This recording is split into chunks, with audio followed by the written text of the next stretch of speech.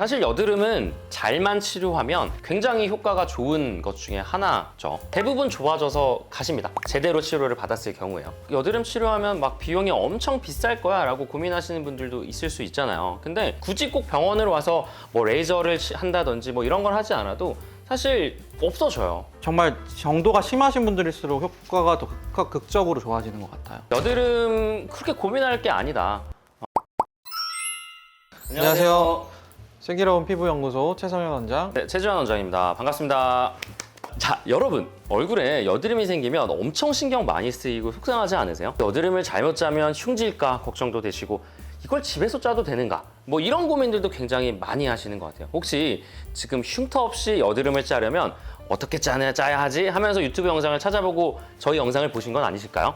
자, 사실 그 여드름이라고 하는 증상은 굉장히 흔한 증상이긴 하잖아요. 근데 이 여드름을 초기에 제대로 치료를 하지 않으면 깊은 흉터까지 생기게 되고, 흉터가 일단 생기고 나면 뭐 비용도 많이 들고 치료도 아파요. 그리고 시간도 굉장히 오래 걸리잖아요. 그래서 저는 이 흉터까지 가는 것들을 좀 예방하는 그런 목적도 있고, 또 여드름을 좀 더 심해지지 않도록 하는 그런 목적에서 처음부터 대체 이 여드름을 짜야 돼 말아야부터 시작하고, 어떻게 그러면 효과적으로 여드름을 없앨 수 있을지 한번 오늘 영상을 통해서 알아보도록 하겠습니다. 여드름을 일단 집에서 짜는 거는 저는 비추합니다. 왜냐면 일단 소독을 제대로 할 수가 없기 때문에 짰을 경우에 이제 감염의 위험도 있고 염증이 오히려 악화되는 경우들이 많기 때문에 이제 압출하는 행위 자체는 필요한 행위이긴 한데 깨끗하게 압출하는 과정이 필요하거든요. 그래서 저는 항상 병원에서 압출하는 걸 추천드려요. 저도 그런 것 같아요. 이제 여드름 환자분들 상담하러 오시면 막 여드름이 왜 생기는 것부터 시작해서 어떻게 어떤 것들을 막아야 여드름이 치료가 된다 이런 것들을 설명해 드리는데, 항상 저는 그래도 여드름 압출은 꼭 병원에서 하세요 라고 말씀드리는 편입니다. 이제 우리가 손을 깨끗이 씻고 한다고 한들 손에 있는 이제 원래 살고 있던 상세균들에 의한 2차 감염도 발생할 수 있고요. 피부에도 다 얼굴에도 그렇죠. 살고 있죠. 네, 그렇기 때문에 여드름 압출은 사실 비용도 그렇게 비싸지 않잖아요. 네, 그래서 요거는 꼭 병원에서 받으셨으면 좋겠다. 일단 2차 감염이 생기면 안 되는 이유는 여드름의 궁극적인 문제는 이 염증 반응 때문에 쉽게 말해서 피부층이 녹거든요. 우리 피부의 깊은 진피층까지 이제 녹아버리게 되면 그것이 이제 헤어버리는 흉터가 생겨서 영구적인 어떤 흉터가 생기거나 아니면 색소 침착 같은 것들이 굉장히 심하게 남아있을 수 있어요. 그래서 2차 감염은 꼭 피하시는 게 좋고요. 실제로 이제 여드름이라고 하는 원리는 이제 모공에는 피지샘이 달려 있는데, 피지샘이 많이 발달했거나 혹은 피지량이 많은 사람들은 이제 모공을 타고 나오는 피지가 나오는 과정에서 노폐물이나 여러 가지 각질층이 쌓이거나 이러면서 모공이 막히게 되고, 피지가 그 모공에 찬 상태에서는 염증 반응을 일으킬 수 있어요. 특히나 그런 공간 안에서 우리 피부에 살고 있는 상재세균들이 또 증식을 하게 되고, 그런 과정들을 거쳐서 전반적인 피부 염증을 일으키게 됩니다. 보통 이렇게 저는 설명을 드리고, 그 치료 방법은 간단하게 지금 제가 말씀드린 방법에 하나하나씩 포인트를 잡아서 치료를 할 수 있어요. 만약에 내가 이미 집에서 이거를 딱 짜버렸다. 그러면 난 어떻게 해야 되냐? 라고 이제 생각하실 수가 있는데, 일단은 어쨌든 짜도 이게 염증 반응이 남아있기 때문에 균을 죽일 수 있는 그런 뭐 여드름 연고 같은 거, 그런 것들을 발라주는 것도 굉장히 도움이 되고요. 그 다음에 계속 손대지 않는 거죠. 예를 들어 여기가 막 좀 빨개요. 그럼 자꾸 손을 대거든요. 그 손대는 것 때문에 또다시 감염이 일어날 수도 있는 거고, 손대는 그 과정 자체가 어떤 색소 침착을 남길 리스크를 계속 올려주고 있는 거기 때문에, 그러니까 일단 짜고 나면 가만히 두는 게 제가 볼 땐 최선이다. 그리고 이 색소 침착이라는 게 일단 생기고 나면 사실 교과서적으로는 얼굴에 생긴 색소 침착은 한 6개월 그 이상이 지나고 나면 사실 점점 흐려지게 되거든요. 굳이 꼭 병원을 와서 뭐 레이저를 한다든지 뭐 이런 걸 하지 않아도 사실 없어져요. 그래서 이미 짜버렸다면 더 이상 염증이 생기지 않도록 여드름 균을 좀 억제시켜줄 수 있는 뭐 항생제 연고를 바른다든지, 아니면 그거 외에도 이제 뭐 여드름 연고는 굉장히 많잖아요. 그런 것들을 바르면서 또 추가적인 어떤 감염들을 예방해주고, 그다음에 자꾸 손을 대서 색소 침착이 더 심해지는 것들을 막아주는 게 최선의 방법이 아닐까 생각을 합니다.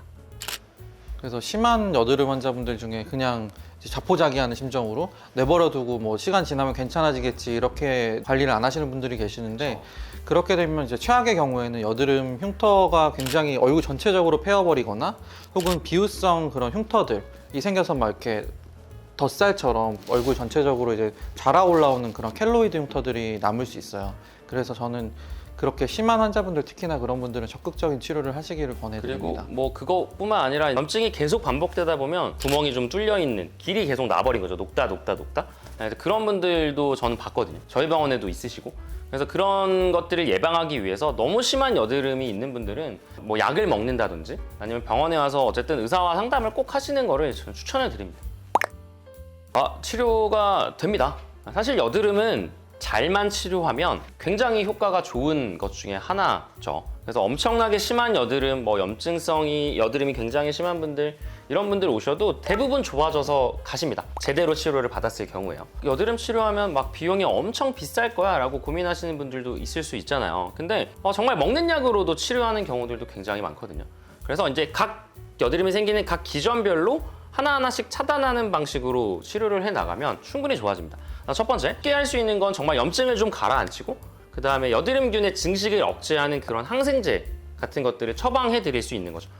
약을 먹게 되면 염증이 좀 가라앉고 여드름균의 증식을 억제해 줄 수 있는 그런 약도 있고요. 또 뭐 이제 병원에서 처방하는 연고들도 굉장히 많잖아요. 그래서 뭐 항균 작용을 할 수 있는 성분이 들어있는 연고 아니면 그 피지를 약간 좀 억제시켜 줄 수 있는 연고들도 굉장히 많죠. 그리고 또 먹는 약으로도 되게 많이 처방하잖아요. 우리 뭐 이제 이소티논이라는 약, 그 약은 이제 여드름이 생기는 4가지 기전을 다 억제시켜주는 약이긴 해요. 대표적으로는 이제 피지 분비를 좀 억제시켜서 여드름이 생기는 거를 좀 막아주는 그런 약물 치료부터 시작할 수 있기 때문에 병원에서 하시면 또 굉장히 좋아집니다. 또 어떤 치료를 할 수 있죠, 원장님? 피지샘을 줄여주는 것들은 레이저를 사용해 볼 수 있는데 대표적으로는 직접적으로 피지샘에다가 레이저를 쏘는 방법이 있고 두 번째 모공을 청소해 놓은 다음에 모공에다가 우리 아주 미세한 금 입자 혹은 백금 입자들을 뿌려주는 거예요.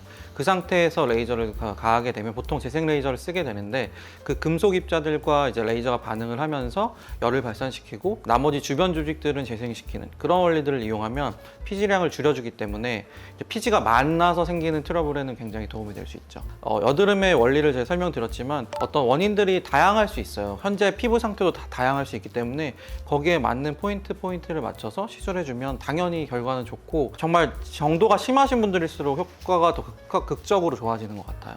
예를 들어서 뭐 이럴 수 있죠. 주변에서 나는 이소티논을 먹었더니 효과가 좋아졌다 해서 처방을 받으러 오시는 분들도 있고 혹은 뭐 다른 약들도 마찬가지인데 다 사람마다 거기에 맞게 치료를 해줘야 되거든요. 누구든 다 이소티논을 쓰고 누구든 다 항생제를 쓰고 이렇게 치료는 하지 않기 때문에 뭐 예를 들어 피지량이 오히려 적고 매우 건조한 상태에서 생기는 그런 여드름을 가진 환자분도 있는데 그럴 때 뭐 이소티논을 써서 피지샘을 더 줄인다? 이랬을 때는 오히려 효과가 좀 떨어지거나 역효과가 나는 경우들도 볼 수 있어요. 그리고 뭐 전 또 이제 뭐 비싸지 않고 간단하게 병원에서 염증을 가라앉힐 수 있는 것 중에 하나가 이제 염증 주사죠.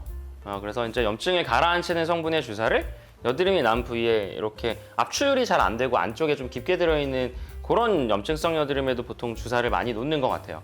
그래서 그거를 하고 나면 좀 염증이 가라앉으면서 굉장히 좋아지는 그런 걸 볼 수 있고 또 노폐물을 좀 걷어내는 어떤 스케일링 그런 것들을 받고 그다음에 모공을 좀 확장시키고 안에 있는 것들을 압출해내는 과정도 사실 여드름의 치료 중에 하나입니다. 그래서 근데 그거를 반드시 좀 병원에서 하셨으면 좋겠다. 저는 2차 감염도 좀 막고 그리고 이제 훨씬 더 깨끗하고 또 압출하는 것도 사실 기술이잖아요. 그렇죠. 그래서 집에서 안에 있는 것들을 완벽하게 짜내지 못하는 경우에는 오히려 더 염증이 심해지는 경우들도 있기 때문에 그런 것들은 어떻게 보면 여드름에선 좀 가성비 수술이다.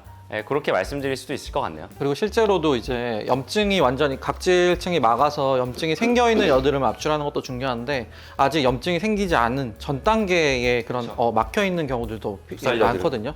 그런 애들도 사실은 압출을 잘 해주면 커지지 않고 일찌감치 막아주는 어떻게 보면 씨앗을 좀 없애주는 거죠. 그런 것들도 압출해줄 때 굉장히 중요한 포인트입니다. 자, 오늘 그래서 이제 여드름에 대해서 알아봤는데요. 저는 그렇게 말씀드리고 싶어요. 여드름 그렇게 고민할 게 아니다. 병원 가면 정말 뭐 먹는 약부터 바르는 연고, 피지선을 억제시켜 줄 수 있는 어떤 레이저, 각종 시술들 꼭 막 비싼 것만 있는 거는 아니거든요. 정말 필요한 어떤 약만 먹어도 좋아지고 그리고 또 의사와의 상담을 통해서 정말 내가 가진 여드름은 어떤 여드름인지, 어떤 타입의 여드름인지, 또 이게 정말 여드름이 맞는지 그런 것까지도 다 볼 수 있기 때문에 너무 고민 많이 하실 필요 없을 것 같아요. 근처에 이제 가실 수 있는 피부과에 가셔서 상담을 받아보시는 거를 저는 추천드립니다. 이게 여드름은 잘못 관리하게 되면 평생 지워지지 않는 흉터가 생기거나 뭐 오랫동안 신경 쓰이는 그런 색소가 침착되는 경우들이 많기 때문에 적절하게 한두 달만 잘 관리해주고 치료받으면 그렇게 큰 고통 없이 금방금방 좋아질 수 있는 그런 이제 질환이니까 다들 너무 걱정만 하지 마시고 근처에 있는 우리 병원에서 상담 받아보시는 걸 추천드릴게요. 네. 자, 저희 영상이 도움이 되셨다면 좋아요, 구독, 알림 해주세요. 감사합니다.